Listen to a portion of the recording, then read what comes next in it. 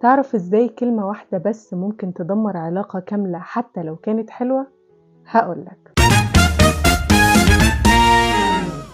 هقولك حاجة ممكن تكون حصلت معاك قبل كده. كلمة واحدة اتقالت في لحظة غضب أو هزار تقيل قلبت العلاقة رأسا على عقب. الكلمة دي ممكن تفضل في الذاكرة أكتر من كل لحظة حلوة.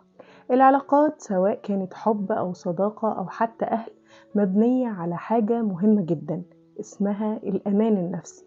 أول ما بيتكسر الإحساس ده العلاقة بتتهز وأحيانا مش بترجع زي الأول. في ناس هتقولك ما هو كان بيهزر أو ما خدش باله، بس العقل البشري مش كده.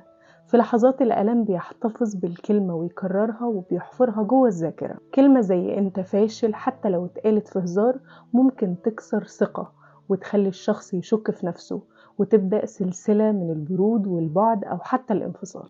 علم النفس بيقول إن الناس بيفتكروا الإهانات أكتر 5 مرات من المجاملات. يعني كلمة سلبية واحدة محتاجة 5 كلمات إيجابية علشان تعالجها. الكلمة طاقة ممكن تداوي وممكن تجرح.